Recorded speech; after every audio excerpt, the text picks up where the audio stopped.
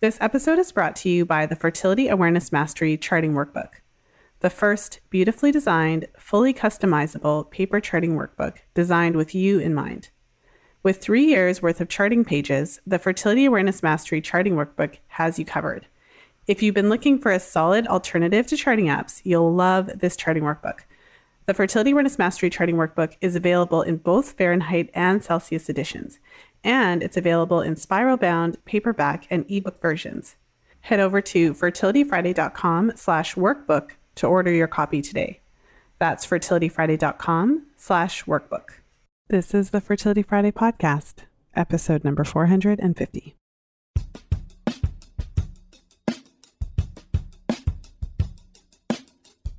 Welcome to the Fertility Friday podcast, your source for information about the fertility awareness method and all things fertility. I'm your host, Lisa Hendrickson-Jack.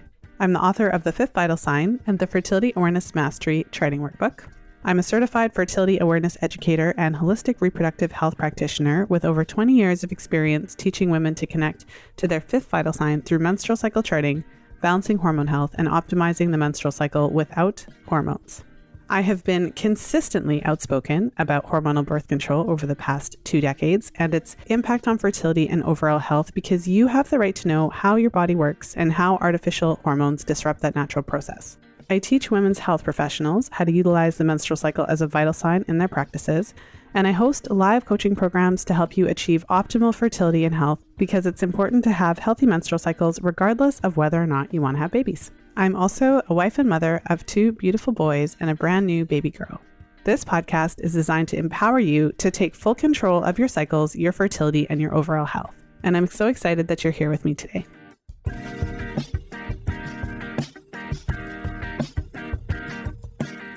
Happy New Year! Welcome to 2023. I'm actually really excited to say hello to a brand new year. I feel like the last 2 years were interesting. Let's just leave it at that. So very excited to ring in 2023 with you. And the very first episode of the year, I'm sharing a brand new episode in my Pill Reality series.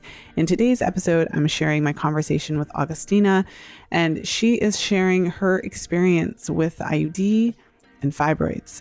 So, buckle up your seatbelts, as they say. Augustina had a really harrowing experience with fibroids and IUD. And so I'm excited to share her story with you today. I feel like there's a lot of lessons that can be learned from her story. And one of the most important themes that has run through a lot of these types of episodes is the importance of seeking medical care and also, getting a second opinion. I feel like that's a theme that has run through a lot of these episodes to really equip ourselves to be able to get the care that we need. We have to A, be willing to ask for it, but B, always remember that medical professionals have their specializations and expertise, and that doesn't mean that they know everything about everything. Nobody does, and we have to accept that. We have to accept that medical professionals do not know everything about everything, and when somebody gives us a diagnosis or makes a suggestion or etc., we really shouldn't be taking anything as gospel. It's unfortunate and not fair, but we have to take it upon ourselves to quote, fact checked, the doctors when they tell us this and that, take it upon ourselves, although inconvenient and sometimes expensive, to get a second opinion, especially before we make significant decisions. So whether that's a decision for surgery or even new medication that, you're probably going to have to be on for a long time, I think it's always really important to ask for that second opinion, to consider looking up that medication, even just doing an internet search. We're on our phones all the time. We have the internet at our fingertips all the time. So take that as a kind of like anytime you're put on a new medication, just look it up, just find out a little bit more about it. It's not fair. We shouldn't have to do that. If you don't want to look it up yourself, if you don't trust the internet, which is fine. Pharmacists are a really, really great resource. So bypass the doctor, go to a pharmacist if you have questions about medications. Not to be rude, but pharmacists spend their whole education learning about drug interactions. So if you have questions about drugs, that's the person that you go to. So on your care team, your local pharmacist could be considered part of that care team, because to be honest, the pharmacist is going to have a more thorough explanation for you regarding the drugs and the possible interactions and possible side effects than your doctor will, because that is not the specialization that your doctor has. The doctor is trained to be able to identify the scenario where you need the drug and to prescribe it, whereas the pharmacist is trained to be able to tell you all the details that you need to know about the drug and the possible interactions. Okay, so I will leave this preamble there and let's jump into today's episode with Augustina.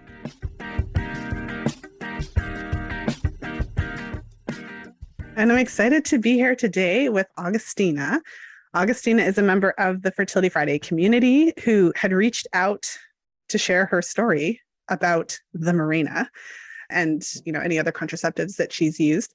And we were just chatting in the pre-chat, and she actually lives pretty close to me. She's also in the Ontario GTA region, for any Canadians who know what that means. So welcome to the show, Augustina. Thank you so much for having me. Happy to be here. Yeah, so I'm happy to have you. I always say, because I do mean it, I really love these episodes. I love episodes with clients. I love episodes with real women, because I feel like we just need to talk about it. So I'm just going to keep, as long as I still have a microphone, I'm just going to keep talking about it, because these are the stories that we experience. Even your girlfriends might not have heard the full story. I think that's kind of interesting about these podcast interviews, because when you share your story in full, if you think about it, some of your closest girlfriends might have heard a little bit about it, but they probably have never even heard the full story. And I think this is how it is for a lot of us, because I hear all the stories because this is what I do. But even when it comes to birth stories, or when it comes to your experiences with contraceptives, or, snafus with birth control or whatever, you don't necessarily even share the details of that with your friends. And this is why we need to keep talking about it. So enough with the preamble. So maybe share with us, how old were you when you had your first period?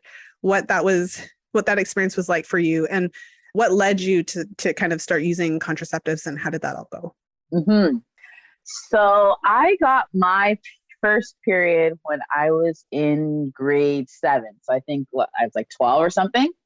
I actually didn't know it was happening. I thought I pooed myself.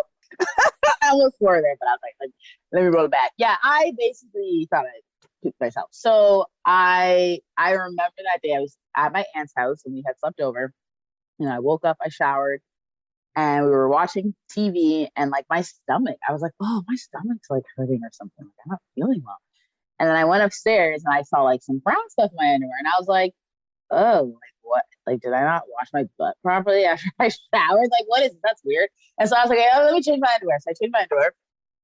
Go back downstairs. I'm like, oh my gosh, I'm still like hurting. Like, what's going on? I go back upstairs again, and it's back. And I'm like, what is this brown stuff? Like, I have no idea what's going on. Like, I was scared. So then I put like tissue paper down there, and then I went and checked again a couple of minutes later, and it was still more. And I was like, oh my gosh, I'm freaking out. And I had gone home, and I was like to my mom, I was like, oh, Mom, like, I don't know what's going on. There's like some weird brown thing in my underwear. Like, can you please help me? Like, I know that I did not poo myself. And she was like, oh, you just got your period. And I was like, oh, that's that? Because I had heard about it. I remember learning about it in like grade 5 or something. And of course, every girl dreaded getting their first period, because they're like, oh my gosh, am I going to be wearing like white pants and I'm going to bleed everywhere or whatever? But that was basically how it started. And it was very painful. So grade 7, going to school with my period, I used to vomit. Like in high school, my mom would have to like come and pick me up because I was like vomiting in the washroom from period cramps. I used to be like in bed for days, headaches, body aches, like the whole 9 yards, heavy bleeding. And I was told by doctors, oh, it's normal. So of course I was like, okay, yeah, I guess this is like just how periods are supposed to be. It's supposed to be painful. I'm supposed to like not go to school and whatever. It's so bad. And then basically 2017 rolled around, and my periods were just getting like even like more heavy. And I was like, hey, like I need to talk to a doctor. So I went to my GP, and I was like, can you just like check, like, I don't know, like why my periods are like getting heavier. And she was like, oh, okay, well, I'll do an ultrasound, does the ultrasound. Then she sees, oh, like you have some fibroids, but they're like super small. And I was like, okay, like what's small? And she's like, oh, they're like 2 centimeters. And I was like, okay, so I shouldn't worry about it. She's like, yeah, no, you're fine. And I was like, okay. And then later on that year, my periods are getting heavier. And I was like, I feel like this is like still not normal. She's like, okay, I'm going to give you a referral to like an OB, an OBGYN. And I was like, okay, cool. She gets me the referral. I go see him. He repeats the ultrasound. He's like, okay, yeah, so it looks like your fibroids are growing, but like they're still like, pretty small. Like, don't worry about it. And I was like, okay, but like I'm bleeding like really heavy. Like, what am I supposed to do? He's like, oh, we can try like TXA, the tranexamic acid. I can't say that word, whatever. And I was like, okay. So I started to take those, didn't really do anything. Go back to see him again. He's like, okay, well, I think they're too small to like do surgery. So I won't refer you to a surgeon, but you could try an IUD. And I was like, okay. And mind you, like I didn't need birth control for anything else. I'm abstinent. So I'm like, okay, I guess I can try the IUD. So January 2020, now he's like, okay, so like let's put the IUD in. Puts the IUD in. It is literally the worst pain I had ever experienced in my life at that point. He was like, oh, it's just gonna be like a little pinch. It was not a little pinch. Like I literally felt like I was being stabbed. I was screaming. My legs were shaking. And mind you, I have fibroids too. So I felt like when he was placing the IUD in it, like basically like scraped the side of the fibroid or something. Like I was screaming. The whole medical office heard me. He even said, he was like, I have never seen anybody experience this pain before. Like and he's like, oh, I put in IUDs all the time. I do like 5 or 10 a week, whatever. But mine was like completely different. I was screaming. I was like, how are women going through this? Like, how is this normal? This is not normal. I should not be screaming in pain during this insertion. Like, you told me it was going to be okay. So puts that in. I guess I'm just kind of going into my story now, basically. Mm-hmm. So puts it in, does not stop the bleeding. And at this point, like I'm like going through an ultra tampon, overnight pad, like water. So that was January 2020. July 2020 rolls around, and I'm like, oh, I'm feeling some like weird like stabbing pain down there. Like, why is that like happening to me? And I call him. Of course, it's COVID, so I can't go in. And he's like, oh, it could be that your IUD like maybe moves down a bit, and so you need to check it. I'm like, okay. So he does the ultrasound, checks in, and of course, it's like, oh yeah, your IUD has moved like down your cervix, so it's going to come out soon. And I was like, okay. He's like, so let's schedule like a time for me to like remove it. I'm like, okay, fine. August rolls around, like the last week of August. I'm supposed to go like the next week after, so I guess the first week of September. And I remember I was in the bathroom, I was in the toilet, I'm just cramping. Mind you, I started bleeding. So I had not stopped bleeding. So basically July, I started bleeding. And I just like heard like God basically say like, get off the toilet. And so I got off the toilet, and then he was like, go into the shower. So I go into the shower, and I just stand there, and all of a sudden I just feel this like giant cramp, and then this like gush, and I look down, and there's like a giant blood clot. And inside my giant blood clot is my IUD. So it expelled on its own. And I was like, what the heck? I started screaming. I was like, mom. Oh my God. My mom runs up the stairs. She's like, oh my God, what is that? I'm like, my IUD just came out on its own. And I was literally in a state of shock. I have pictures. It's very, very gruesome. I was like, this is messed up. I couldn't believe it because I was going to get it removed the next week. So I'm like, okay, should I go to the hospital? I'm like, I'm going to sleep like tonight and just like figure it out tomorrow. So the next day I'm like, okay, I'm going to go to the emergency room. I go to the emergency room. I have the IUD, like we cleaned it off, right? I put it in like a baggie, a little Ziploc bag. Just me and my IUD in the ER. So I'm just there, and then they're like, so like what happened? I tell them, and they're like, oh, that's really scary. And I was like, yeah. And he's like, let me look at it. He's like, okay, well, it looks like it all came in one piece. I'm like, okay. He's like, but like, let's just wait for like the blood work to come back, and like we'll figure, like we'll just see, like make sure your vitals.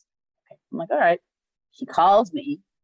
He's like, hey, I need to take you to like this room. And I was like, okay. So he takes me to this room, and he's like, so like how like long have you been bleeding for? And I'm like, oh, well, I've had heavy bleeding like my whole life, but like it just got really worse like July 2020. And he was like, yeah, like you need a blood transfusion. And I was like, what? I was like, well, he's like, how did you like even get to the ER? I'm like, oh, I drove myself. Like, I was just like, let me just go get checked out. Like, I live down the street.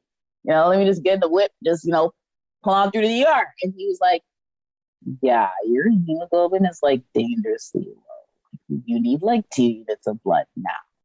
I was like, I couldn't believe it. And he was basically like, because my body has basically gotten so used to me losing so much blood, it was basically normal for me. Like, oh, I'm always operating at this like low hemoglobin level, whatever. I'm always tired, but it's normal. Like my body was trying to like tell me like, oh, you're fine. Like we're trying to overcompensate. And so that's when everything basically went down. Do you want me to continue? Well, wow. I mean, I was, first of all, as I always say, I just want to thank you for taking us through all that. That's obviously a lot. So let's unpack some of it. So I feel like a lot of women have a similar experience, like going back to your kind of first experience of bleeding, it being heavy and painful, and your experience is quite similar to mine. So we're both Black women, and not that Black women are the only women who get fibroids, but when you look at the research, it is statistically higher. We're more likely to have it. And so I think a lot of women listening can relate to your experience, because I always say, if you're in your house, it's enough of a concern for you to call the doctor, make an appointment, put on your clothes and go. So we're not, I always think we have to kind of validate that, because there's a lot of things that you didn't go to the doctor for because they're not a big concern. So this, I think that in and of itself is important. And you kept going, you went to different doctors and saying, okay, but I'm bleeding really heavy. They found out why. So there is obviously a link between fibroids and heavier bleeding. Fibroids are associated with estrogen dominance, like more estrogen relative to progesterone, and estrogen in and of itself in higher levels compared to progesterone is associated with heavier bleeding. So there is something to be said for all of those things. Yet what you were told, I mean, from their perspective, though, when you go to a medical doctor, it's kind of that going back to that idea of like what's in your toolbox. So when you go to a medical doctor, we sometimes have to recognize what is in their toolbox. So what's in their toolbox is typically medications. So whether that's medications for pain, surgical procedures, but not necessarily the kind of functional approach of doing those kinds of things. So from that perspective, a surgeon who does that type of surgery has probably seen women that have fibroids the size of grapefruits or cantaloupes. And so from their perspective, they're working with the general population. And there are obviously women that have very kind of severe, very large issues that need surgery, whether it's removing the individual fibroids or removing the entire uterus because the fibroids have gotten to such a point. So when you stroll in, being a young woman, I'm guessing you're in your 20s. Oh, thanks, girl. But no, I'm 31. Okay. So at the time when you were dealing all this, late 20s, mid to late 20s? Okay. Yeah. I was just trying to, piece it together in my timeline here. But when you stroll in, mid to late 20s with a 2-centimeter fibroid, right? They're kind of like, well, we're not going to operate on this. And that's good. That is the correct answer. So just to put that into perspective, but it doesn't make your day-to-day any easier when you're dealing with all this bleeding. And so based on we're going to get to the meat here, but based on what you're sharing, I mean, this is one of the huge problems. This is, if we take it back to the menstrual cycle as a vital sign here, then when you understand what a healthy period looks like, and what heavy bleeding is, we got to also have the conversation about if you're always bleeding really, really heavy, how many pads and tampons. Exactly. Maybe take us through a little bit of that. So before the IUD, maybe just share with us, how, give us the rundown. So the questions I have are, how many days were you bleeding? And then how did you collect your bleeding? So if you were collecting in pads and tampons, about how many on your heaviest days, or how frequently you had to change the size of the tampon, because you had referred to I call them torpedo tampons, but the Ultra Plus.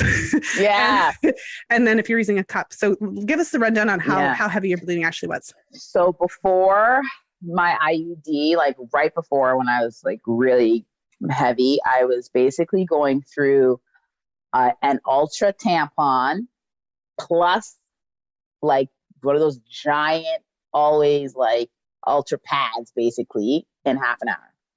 Yeah. I had to take the train into work, And by the time I like left the house to get to the train station, not even getting like into downtown, I was soaking. Like I was already soaking through it. That's when I was like, this is not normal. I should not be going through two of those things in half an hour. I literally had to change like every 20 to 30 minutes or it would just bleed through my clothes. And so, question.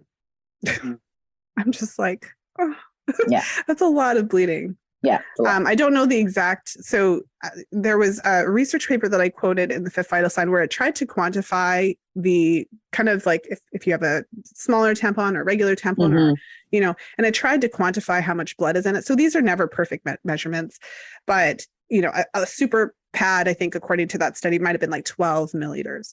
So if you're soaking the super tampon plus the super pad, let's say conservatively that it's like 20 milliliters.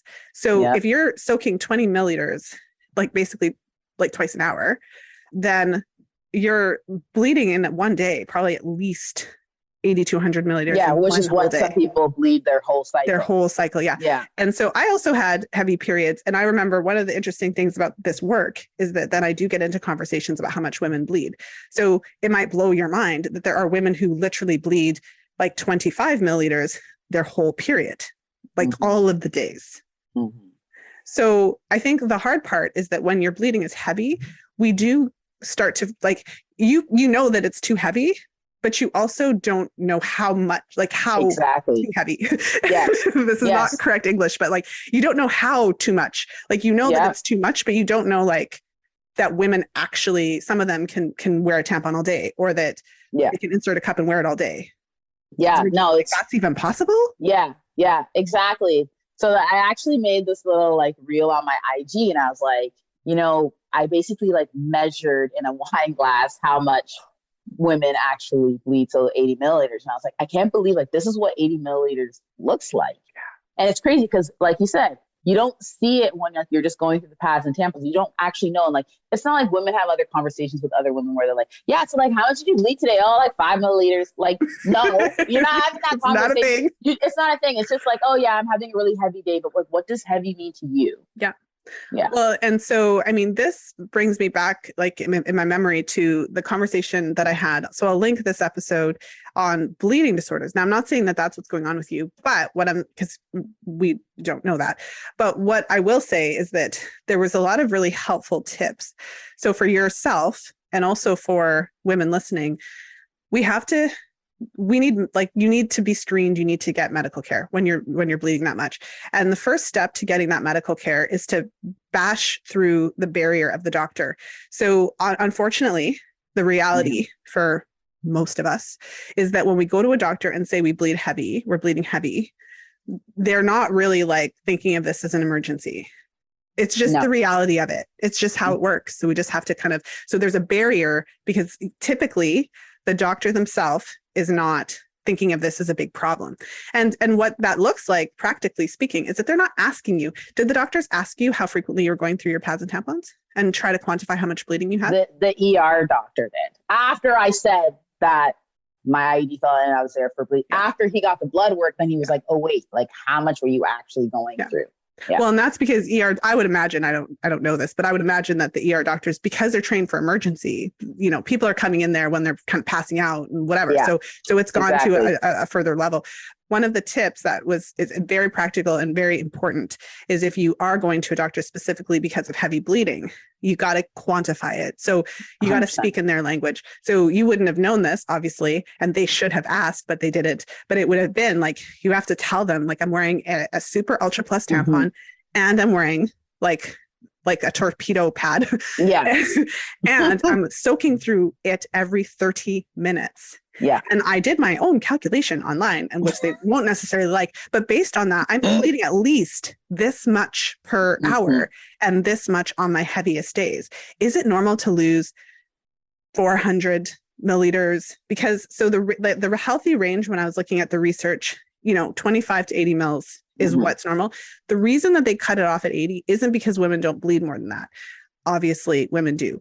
But the reason they cut it off is because as soon as it goes over 80 consistently, then, and like for my American listeners, maybe it's like 3-4 ounces. So as soon as it goes over that amount, that's when we have to start screening for iron. You should be getting your hemoglobin, you should get your ferritin, like, and that should be monitored all the time, because when you're bleeding that much, it is associated with those kinds of issues. So, but the absolute range in one of the studies I looked at was up to like 500 mils or something like that. Wow. Because obviously there are women in your category who are the outliers, who bleed like way more than is healthy. So I feel like, just to bring some kind of practical points to anyone who's had a similar experience, the first step is to get through the barrier of the doctor. And you want to try to do that by quantifying it. So take notes, write it down. It doesn't have to be perfect. How many pads and tampons are you soaking through every day? What size of tampons those are? And you can use kind of crude basic measurements to try to quantify that. So like a regular pad or tampon is like 5 mils approximately. This is not perfect science. Ultra pad might be 8 to 10, maybe 12, depending on the size of this thing. And so that at least gives us a starting point of how to try to quantify it. Yeah, that's so helpful too, because I think a lot of, like we mentioned earlier, like a lot of women are suffering in silence because they don't even know, like, oh, well, yeah, I just bleed heavy. That's normal. Like, no, it's not. I hate when people try to tell me that. I'm like, bleeding heavy is not normal. Please go see a doctor and get checked out. You should not be losing that much blood. If you are literally soaking through your clothes, that is not normal. Like if you're having severe period cramps or you're vomiting, you can't do anything, you're bedridden, that is not normal. Please stop normalizing women's pain, because it's not okay. But the hard thing is that we need to have that gauge of what is normal. So what is normal, to go through that, you know, for everybody listening. Typically the actual period itself, if we just focus on the period, not necessarily the whole cycle, 3 to 7 days of bleeding averages about 4 to 5. And it should have a beginning, a middle, and an end, like a sentence, and then be over. And when it comes to bleeding, typically starting moderate to heavy and then gradually decreasing. So typically the most we're losing is in those first 2 to 3 days kind of scenario. And then in terms of bleeding, we've talked about 25 to 80 mils. And so if you're using pads or tampons, that can look like filling like 4 or 5 regular pads or tampons, you know, on the first day, second day. Some people are lighter, some people are heavier, but at least at some point in your cycle, you should fill 1 pad, regular pad. Obviously, some women are going to be heavier or lighter.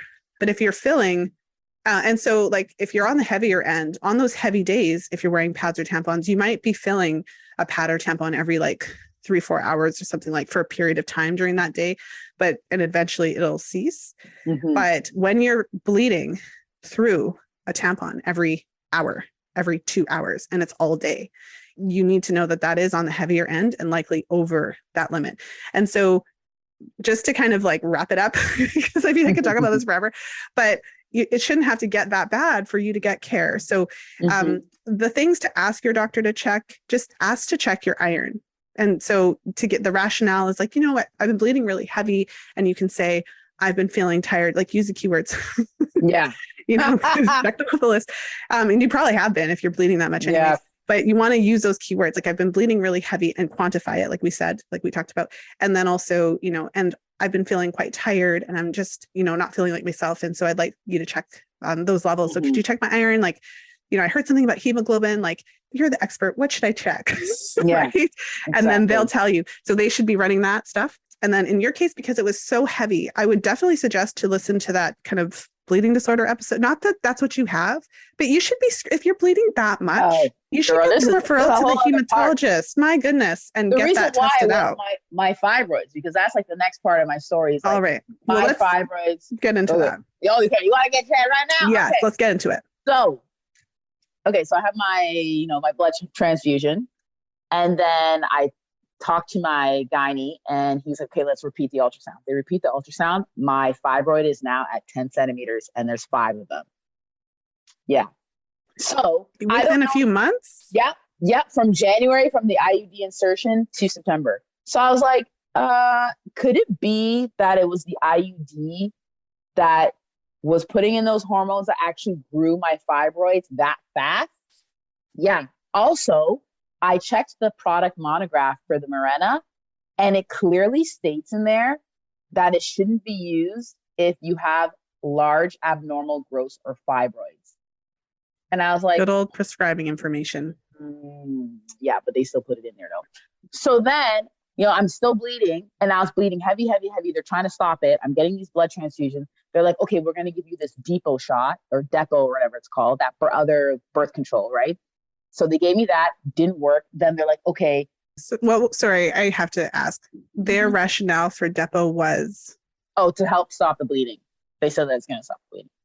And I was like, okay, well, at this point, I'm going to try everything, because they're like, well, we don't want to, we can't get you in to see the surgeon yet to see if she can remove it because of COVID. Everything was like so delayed. So they're like, okay, we're going to try to stop the bleeding in the interim, because I was basically going to the ER every like other weekend.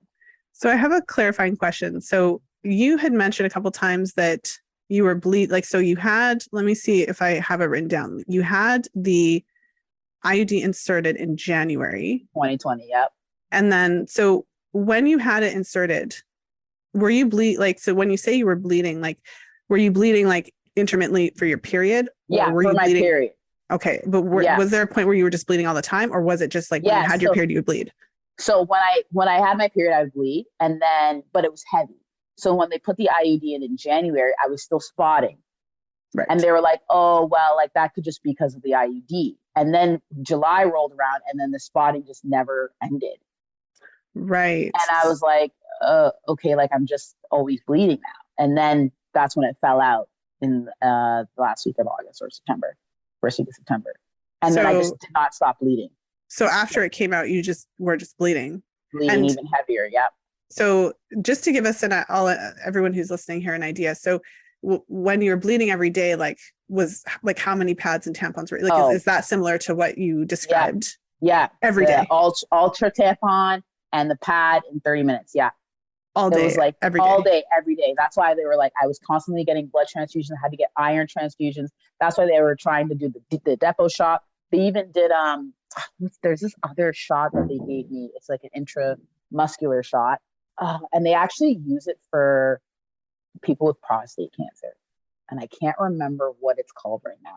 The name is escaping me right now. So how long did you bleed every day for? I bled every day until I had my abdominal myomectomy in March of 2021. You did not bleed from July until March every day like that. I did. I was, when I tell you I was bleeding to death, I was literally bleeding to death. Literally. I was getting these injections. Nothing was stopping the bleeding. Iron transfusion, this and that. I finally saw the surgeon. Like it was so depressing. Like, and nobody was even asking me about my mental health. Like nobody. Everyone was just focused on like, okay, yeah, we're going to try to get these fibroids out. We're going to try to stop the bleed. But nobody was like, hey, like mentally, how are you doing? Like nobody asked me that. I was literally going through like the deepest depression. And then I was in pain. I was in pain because the fibroids were degenerating. And that pain was so severe. I was literally on morphine. I was on T3s. Nothing was taking away this pain. The surgeon was able to get an MRI for me because she had to do like the tracer MRI so they could actually see where all the fibroids were located in my uterus before they could do the surgery.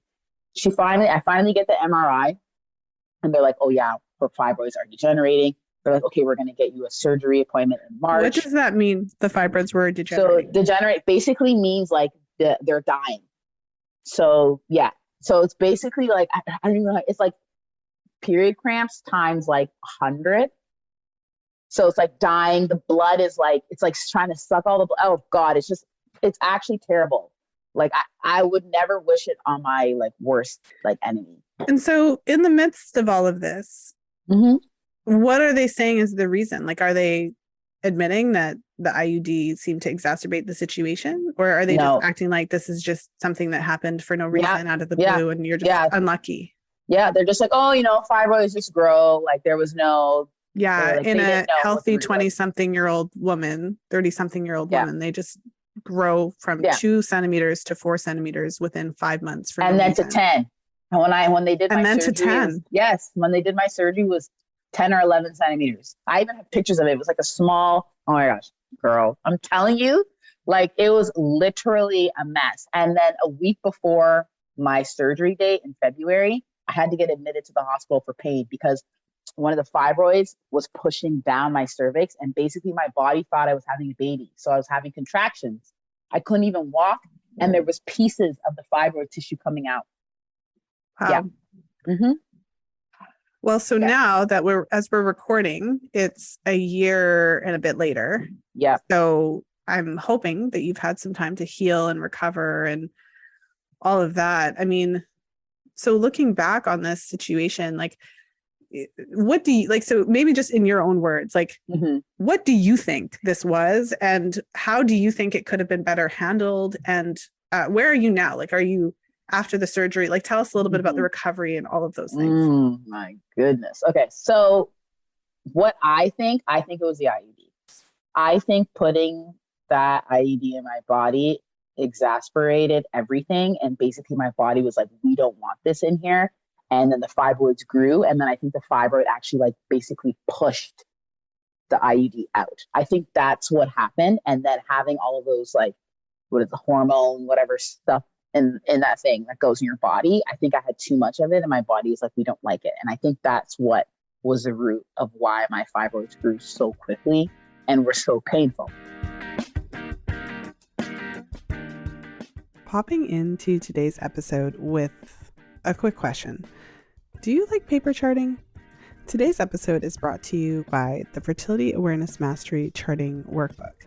This is the first beautifully designed, fully customizable paper charting workbook designed with you in mind. With 3 years worth of charting pages, the Fertility Awareness Mastery Charting Workbook has you covered. If you've been looking for a solid alternative to charting apps, you'll love this charting workbook. The FAM Charting Workbook is available in both Fahrenheit and Celsius editions and is available in spiral-bound, paperback, and ebook versions. Head over to fertilityfriday.com/workbook to order your copy today. That's fertilityfriday.com/workbook. Now let's go ahead and jump back into today's episode.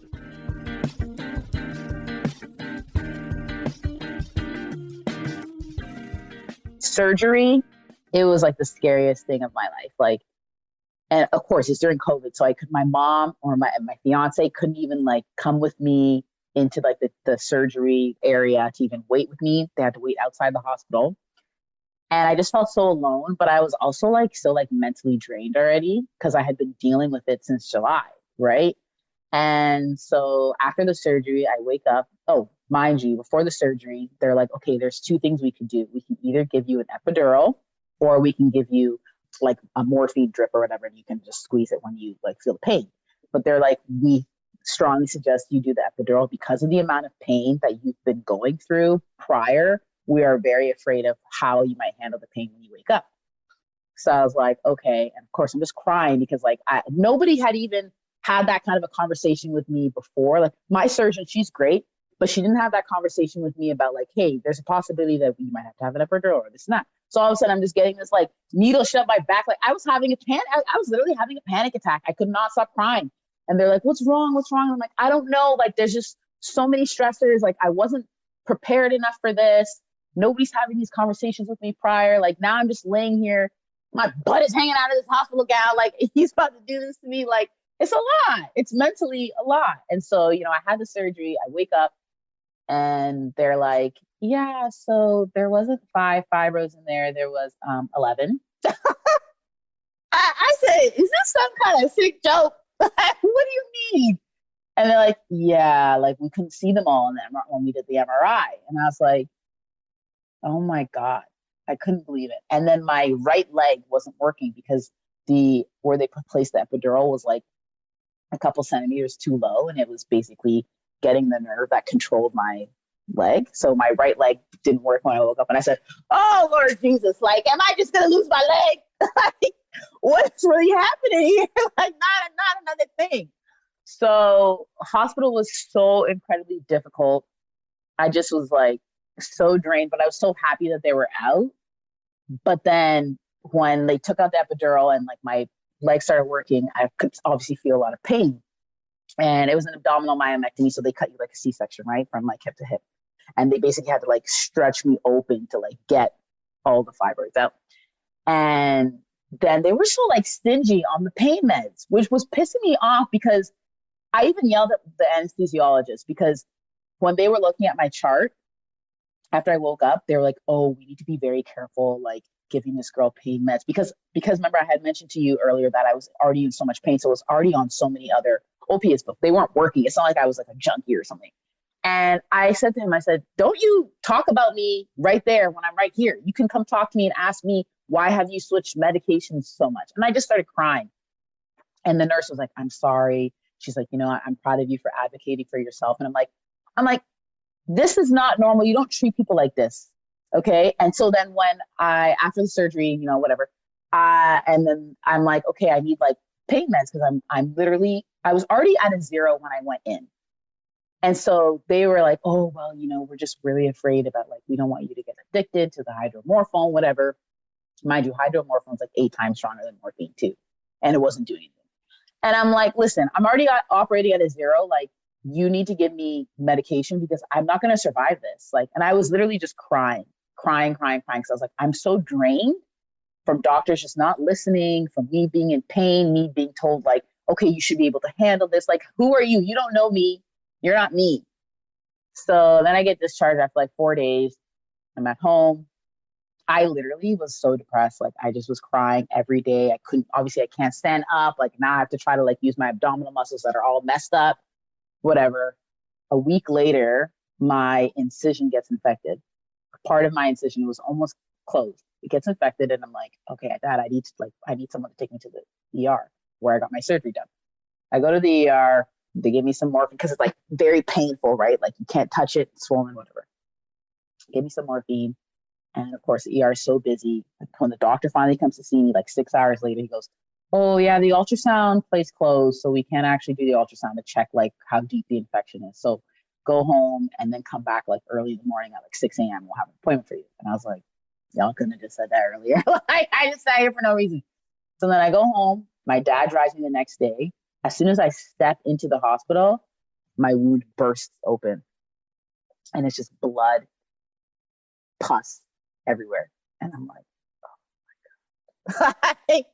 What is this? Then then they had to like clean me up. They sent the surgeon back down to check it. Then I had wound care. Basically, I had to go see these wound care specialists every day so they could clean it out. Oh my! And I still, to this day, I still have pain here. Like, if I get up too fast, I can still feel like, I don't know if it just didn't heal properly there, but I still feel pain. And it sucks because I'm like, I thought this was supposed to just fix everything. I mean, it fixed some of it, not all of it, but recovery was very difficult for me. Oh, I'm so sorry to hear that. It just sounds, you shouldn't. Traumatic. Very traumatic times a zillion. And then compounded by the fact that in a normal situation, at least you would have had the support around you. So when you're sharing your experience and you're basically there and you're crying, I mean, I can picture that because there's nothing you can, like, you're already so spent Exactly. from everything. And then at least if your fiance could have been there, if your mom could have been there, then they could have helped you. So you didn't have to, you're not really in an emotional position to fight for yourself and ask questions. Drained. Yeah. Like, they eventually were like, when I got up to my room, I was allowed to have one visitor at a time and you were only allowed 2. So I could only have my mom and my fiance. So like, they had to switch. So that was good. At least that I was allowed to have that. But still, like, I was just so like mentally exhausted. Because you can't really be expected to, and it's also harder because, I'll just go ahead and say it, like, as a Black woman in the hospital, first of all, and you're young, right? So that in itself, in the best of times, sometimes you do have to advocate hard to get heard and to get what you want. So even in the best of times, but when you're emotional, when you're not physically 100% healthy, you've been through such a traumatic 6-month period or 9-month period. So you've been through all of this. You're physically drained too because of all the blood that you've lost. Like, you're not in even a good physical condition, let alone mental condition. I find that it's even harder then. It's a lot harder to get someone to take you seriously when there's tears streaming down your face. I've experienced that many times. Yeah, it's true. It's a lot harder to get taken seriously. So yeah, I mean, that's a lot of trauma. And I mean, I've different situations, but you're certainly not the only person who I've spoken to over the last couple of years who had kind of a medical type emergency situation within the like 2020, 2021 kind of where you couldn't get the normal care. And that just compounds the trauma. Like it just makes it so much worse. Yeah, because like for me, I felt like, am I not important as, because they were like, oh, well, we were saving all of these, we're saving the ORs for COVID patients. And I'm like, well, what about me though? Like I'm bleeding to death. Literally Am I not bleeding as out important? right in front of you. I'm literally, my ferritin was at 3. Yeah, that's okay. I'm amazed it was at 3, given the amount of blood you were losing. That's I was a feat. like, what? This is not, they even had to give me, I think it was 2 or 3 units of blood during like my surgery because I was bleeding. Well, and out. just for anyone who doesn't know what that means. So the labs are different, depending on where you go. And so if you were to get your blood drawn, ferritin is one of the ways that they measure your iron stores. And so, depending on where you go, the labs are different, but I've seen labs where the normal is 15 to 200.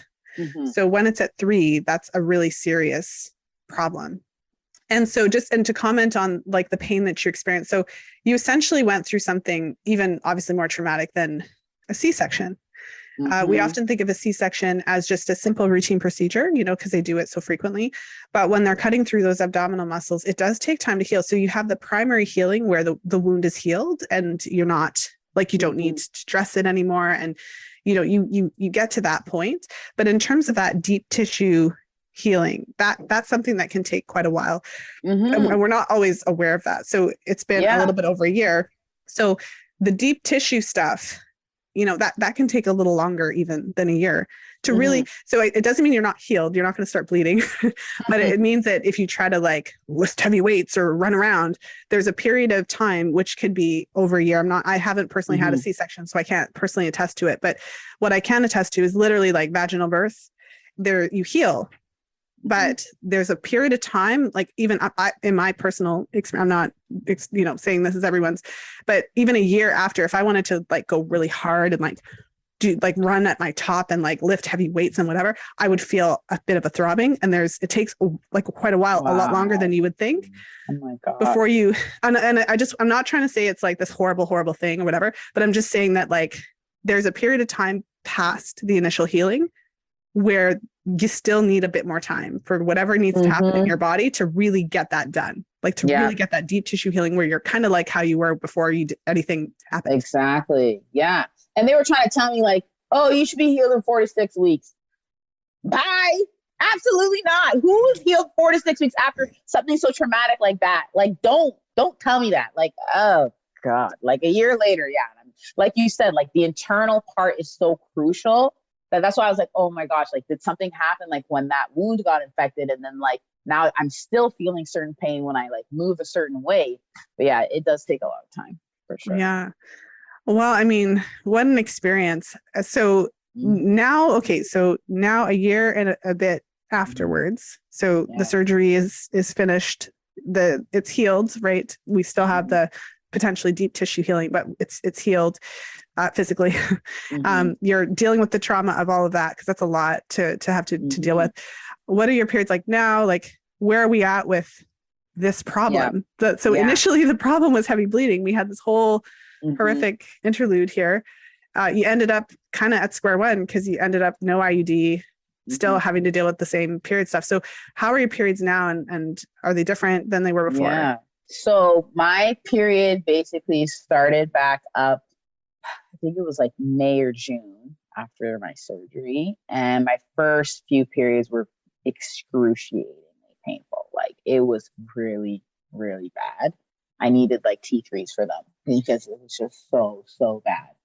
And I also actually had like what I would call it like PTSD because I was so like, I just remember me crying at my fiance's house, his bathroom. And I was just crying like, because I was like, oh my God, am I going to go through this again? Is the bleeding never going to stop again? Like, is it just I'm like, just going to bleed forever. So that was very hard. Like I was very depressed. Now my periods are so much better. Like this last period that just ended, like I still have a bit of cramps, but I'm like, nothing compares to what I went through. So I'm like, you know what? This is like a 3. This is like a 3 compared to like that level 10,000 that I was on. And now it lasts about like 3 to 4 days, which is like so much better compared to like never stopping. So I'm definitely glad for that. I still have my hot water bottle that I use here and there. but I'm very, very happy I actually found your podcast and your Instagram because my future sister-in-law, shout out to Hannah. I know she's listening. Girl, I love you. She was the one that told me about your podcast. She's like, oh my gosh, you do the fertility diet. Oh my gosh. She talks about all these amazing things. So like when I found your Instagram, I was like, oh, this is so cool. I want to learn so much more about like my body and like periods and stuff like that. So, but yeah, to answer your question, my periods are much better. Well, that's good. Yeah. So then another question, not that we could have the answer to this. Mm-hmm. Okay. But looking back, so bringing this back to where we started, which was you had these really heavy periods. Mm-hmm. You were going to the doctor. You were trying to find a solution. Well, now with everything you're a lot wiser now. You learn a lot more. Mm-hmm. Been through a lot. Mm-hmm. You probably like the wisdom age is probably now 75 because of everything you went through. I went through all that, and all I have is this T-shirt. A little bit more. So looking back, what would you say to yourself before all of this, before the IUD, before the doctor's appointments, dealing with your like what could you? For someone who's in that position now, doctors saying go on the IUD, like what would you want her to know? That's such a great question because like actually going through all of this, I started doing like my own like period videos, just kind of like what would I wanted to know. So I'm just trying to like do a little plug for my IG here. Yeah, we'll link it. Awesome. And I started my own like non-profit because I want to educate people about like, you know, women's health. And so for me, what I would tell myself, I would say, do not get that IUD. I would have told myself that that IUD was going to mess me up and not to do it. Well, interestingly, what you said was that it's literally written in the prescribing information. Yeah. That it shouldn't be used in that situation. So this always like, so sorry to like, I can't help myself, but it's like, so it's always a good reminder that whenever we're prescribed things, medication, I don't think people realize, like, we have the internet now. I know. Like, I know we all know we have the internet, but like, come off the IG for a second, like search the name of the contraceptive and the words prescribing information in your favorite internet browser, and you will find the PDF. Like, it's not this hard thing to find. No. Like I did on my IG a while ago, like a hormonal contraceptive and non-hormonal contraceptive series. Yeah. Didn't necessarily like take off, but it's there. And I would open the prescribing information and use it to make my post. So when people were like, where did you get this information? Like on the insert. Yeah. And the insert is available online. Anyways. Yeah. Continue. No. It's true because like, to be honest with you, a lot of people don't do those types of things because they just assume, oh, you know, my doctor knows what's best for me. But it's like, no, you have to advocate for yourself as well. Like for me, I had to Google a lot of stuff. I wish I had Googled more before I put that in my body. But we don't know. We don't know. And most people don't even know that it's there. So I'll give you an example. So when I was working on editing the Fifth Vital Side, so my editor, she was so great. The second one, I made a terrible misstep with the first one, but my second editor was so great. And she was like, she's like, I had to like, so when she went over my pill chapter and she saw like the box that has the side effects and in the, like, I use flippant language in there, but I'm basically saying like, you know, look it up, like go to search the prescribing information and blah, blah, blah, blah. And she was like, I did it. She's like, I searched. And she's like, I couldn't believe. Even my editor was like, I didn't know. Yeah, because a lot of people don't. It's crazy. Yeah. A lot of the information I also found was on Reddit. There's a lot of there's a wide breadth of information on there because there's a lot of women who share their own stories as well. So like for me, when I was going through what I was going through, I went on there and I was like, okay, has anybody experienced like fibroid degeneration? Has anybody experienced this? Has anybody Lupron was the injection they gave me. I don't know if you've heard of Lupron. I have. It's got some side effects, that one. Yeah, that one messed up for cancer. My liver. They were like, oh, you're having some issues with your liver. And I was like, sorry, that just literally came to me now. But yeah, if I was to tell myself, I'd be like, do your own research as much as you can. Google literally everything. If you don't like the opinion of your first doctor, get a new doctor and continue to get a new doctor until you find somebody that you're comfortable with, and someone that's going to actually listen to you and provide you with treatment options that actually align with what you want. That's definitely what I would say. Yeah, no, that's good. I think that, yeah, I couldn't agree more. What I do on this podcast, I try to be objective. It's not always easy, but I give it a go. But ultimately, it's not about bashing doctors. It's about learning to work with doctors. Exactly. And also understanding that doctors are not gods and they don't necessarily know everything about everything. And they have a specific modality. They have a specific type of care that they're going to offer you. And so I think that is something to keep in mind as well, because in a situation like yours, where you have this really serious reproductive issue happening, regardless of whether they admit it or not, in a perfect world, just to put it out there for the listeners, I would say that you would want to aim, if possible, financially, sometimes it can be prohibitive, but aim to have a care team where your doctor definitely is on there, and you may have to search for a couple of doctors to get one that's really useful, helpful. So you might need your family doctor, you might need a OBGYN, you might need, depending on if a person's trying to conceive, a fertility specialist, but you may also need to consider like a functional medicine doctor, someone who looks at root cause medicine, or a naturopathic doctor, because often these reproductive health issues that affect women are also related to hormone imbalances. And you want someone who's doing like a functional test of your hormone levels to see you want somebody who is not just thinking about the physicality of your body, but also thinking about the detrimental effects of months and months or years and years of intense blood loss, and trying to help you to make sure that because you said fiance, I'm not going to make an assumption, but many of my clients at some point in the future want to have babies. And so there's also there's the physical recovery, the emotional recovery, but there's your body needing time to recover from years of severe blood loss. So that if you choose to have a child with your, partner someday, that you're actually in a really good position where you feel really good, you have lots of energy, all those levels are normal again, all of that kind of stuff. And that is beyond often what your doctor can provide. So just as a kind of a nod to thinking about that team approach, because women's reproductive health issues, we often need more than a medical doctor. Like, we do need the medical doctor. We need to get screened. We need ultrasounds, we need scans, we need blood work, but we often also need additional support for hormonal balance and things like that. So that's a hill I'll die on. Like, we need more. I completely agree. We do need more. Like, for me, going through all of that, I realized how fragmented the healthcare system was. And like, if you don't have a care team, you just fall through the cracks, and you're just like, my doctors don't care. No one's listening to me. I'm just dying, this and that. You know what I mean? And I'm like, it just breaks my heart to think like how many women also have similar stories to mine. How many women are out there who do have fibroids, who think it's normal, who are heavy bleeders and not going to doctors, or have gone to doctors and they're like, oh, you're fine, it's normal. Like, you've got pain, take Advil, like Tylenol, you'll be all right.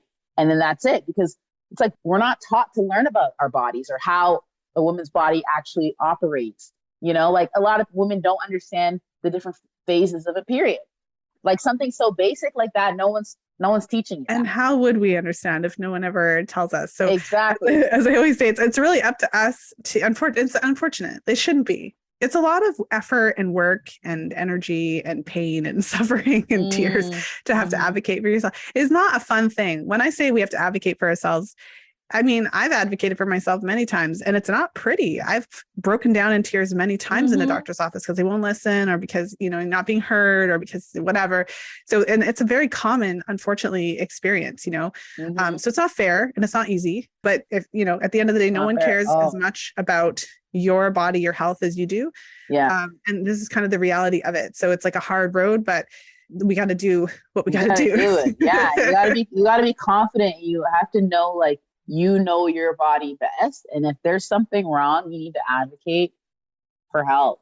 Yeah. And I think it's even hard as a Black woman too, because we're like, oh, well, we don't want the, doctors to think that, like, I'm being so-and-so, like, angry and belligerent. Yeah, there we go. I was like, I'm trying to get, angry and belligerent. That's why I was like, when I started crying, like, I was like, oh, are they like just thinking, oh, because she's Black, she's going to abuse drugs, or she's angry and this and that and blah, blah, blah. Like, there's so many layers to it. It's and they couldn't, you wouldn't know, but it's very possible, especially depending on, so for any Canadians who happen to be in the GTA, depending on what part of Toronto you are in currently, when you're at the hospital, what hospital you're at, and those kind of things, what type of population that they see on a regular basis. And it can happen to like any racialized person or, even a white person, depending on where they are and how they're presenting at that time and what kind of hospital it is, what kind of population they typically see.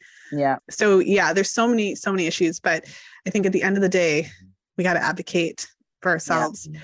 Oh my goodness. Augustina. Yes, Lisa. Well, I think I would assume, I'm going to make an assumption here, that everyone who's listening just sends you so much love. And thank you for sharing your experience. I mean, it wasn't a walk in the park. It's it's kind of like one of those worst case scenario type things. It's one of those like worst case scenario of the IUD. I still think it's important to share all stories regardless. So I'm happy to share the stories in your case that are a lot more kind of extreme because it did happen to you. And I'm sure you're not the only person who it happened to, especially if it's listed. So back to the prescribing information. If it's listed on the prescribing information, it means that in their clinical trials, this happened to people. That's what it means. That's why it's there. Yeah. So obviously this is a known side effect for it to worsen. It's something probably many of us who are listening didn't know. You didn't know. I didn't necessarily know that it could literally like really hasten and worsen the situation. Obviously, we don't know for 100% fact, but if it's listed on the prescribing information, I'm going to say that there's a pretty good chance it could have been related. Just going to put it out there. Yeah, no, I agree. It's An irony of ironies. You weren't even looking for birth control. Like, this is the thing. Like, in your case, in your specific situation, you weren't even looking for birth control. No. You know what I mean? Like, you were just trying to manage your bleeding. So I think moral of the story, there's more than one way to skin a cat. I always say, there's more than one way to manage bleeding.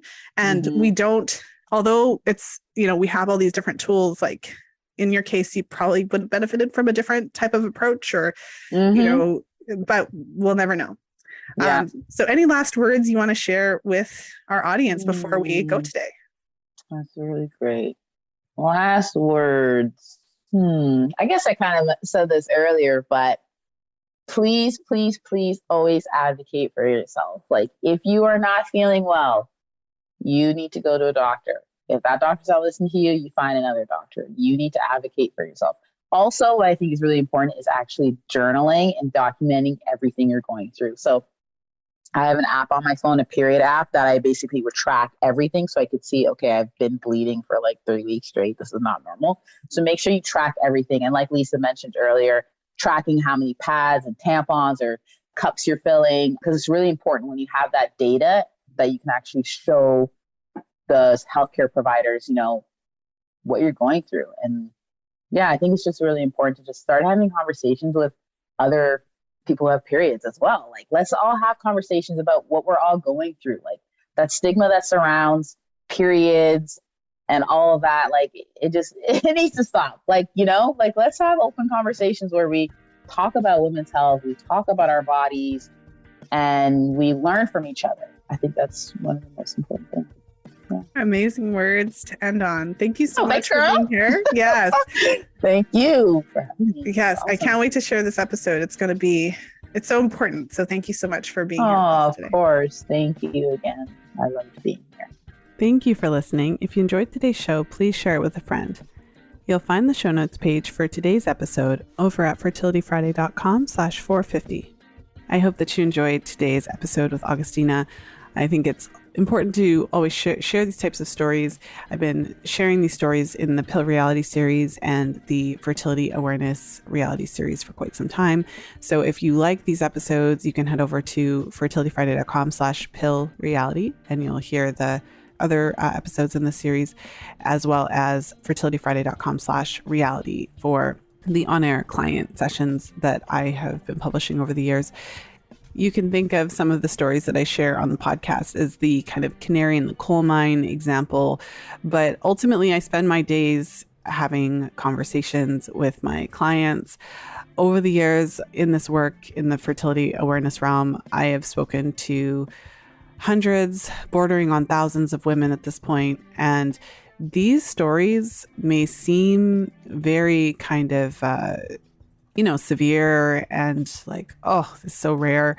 But there's aspects of these stories that many, many women experience. So although the severity of the specific situation isn't necessarily the same for everybody, I have, for all the episodes that you've heard on the podcast, I've probably heard something like tenfold in my private practice. And it's not as rare as you would think. So the severity of the specific situation certainly ranges, but the common themes of not being taken that seriously, having a practitioner that isn't necessarily an expert in women's reproductive health and putting you on one drug to the next and it taking a while to get a diagnosis, to be recommended procedures that don't necessarily help or recommend drugs that don't necessarily correct or fix anything, just hide the symptoms or sometimes don't even work. These are pretty run-of-the-mill standard experiences. And so if you were to spend a couple of days plowing through the Pill Reality series, I feel like you would get that point because at this stage, there's so many of them. And the reality in general, the on-air client sessions, often women in those sessions are sharing similar stories. So if you were to spend a couple, I wouldn't even, I don't know, do it if you want to. I mean, I feel like you might get a little pissed off at some point. But if you actually did spend a couple of days listening to these episodes back to back, that would give you, like, it can't just be a kind of a rare thing. Like, some of the specifics are not that common, but the overall themes are still there. So at the end of the day, what it comes down to is gaining that confidence and courage to advocate for yourself. It's not fair and it's not easy to have to advocate for yourself. It's not fair to be expected to be the expert when you're going to a healthcare practitioner who's, spent tens of thousands of dollars on their degree, and they are the ones that should be the experts. I mean, we should be able to go and just tell them what we need and they should be able to just fix us, right? Magically tell us everything because of their expertise and their designation and their degrees and all those letters behind their name. But we have to recognize that that's not how this works. And we have to be an advocate for ourselves. We have to take the primary role in our care and think of our practitioners as kind of partners in the care, even if they're not thinking of us as a partner in our own care. We have to kind of think of that. And so hopefully this episode has provided additional insights into some of these challenges and just reminded you how important it is to seek that support. One of the questions that I get a lot in my messages is, well, I'm looking for a practitioner. Do you know anyone in Milwaukee? Do you know anyone in New York? And often the answer is no, because I don't have a Rolodex of practitioners in every single place on earth. I would really like to have one, but there's general guidelines that you can follow to find practitioner. And the first starts with a search. And interestingly enough, if you were looking for a car dealership or whatever, if you were trying to buy a car, you would go and search for the ones in your area and probably go and do that. But for whatever reason, when it comes to finding healthcare practitioners, we just don't do that. And I don't know why that is. I don't know why. Like, if you're looking for a hairdresser, what would you do? I mean, you'd probably ask around. You probably wouldn't just search. You'd probably ask your friends and check out anyone you talk to, you like their hair, who does your hair, whatever, like you would probably do that. But for whatever reason, we just don't follow the same basic tenets to find a practitioner. So if you're looking for a second opinion, if you're looking for a practitioner who will support you, if you have a medical doctor and you're looking for additional members of your care team, like a naturopathic doctor or functional provider or something like that, the first step I would say is to do a simple search for the type of provider that you're looking for and your, city name or the closest big town to you or something like that. And you'd be surprised at how many names pop up. And so my advice for those of you who have been struggling with this and looking for somebody, it's not easy to find somebody necessarily, but you got to start somewhere. And with the internet, a lot of practitioners have websites where they have information about what types of clients that they see, their blog posts share with you the topics that they're interested in and that they specialize in. It's easier today than it's ever been to find a practitioner, though it's not necessarily easy. So definitely start there if you are not satisfied with the care that you're getting. And if you have had a situation where you have unanswered questions and you're not really happy with the care that you've received or the responses or the answers, don't feel like you have to stop there. This could be the first step on your way to find like a really supportive practitioner that can help you. So hopefully that's a little bit of encouragement for you today as you start the new year. Let's start it on the right foot, ladies. Let's get better healthcare for ourselves and let's advocate for the care that we need with our practitioners, and let's stop being intimidated by our healthcare practitioners. No one knows your body as much as you do. You don't need a degree. You live in your body every day. So you know your body, you know what feels right and what doesn't feel right. So trust your body first and think of practitioners as partners in your care team. And if they're not being very nice to you, then maybe you need a different partner. Okay. So with that said, have a wonderful weekend, and whenever you're tuning into the show, of course, as always, until next time, be well and happy charting.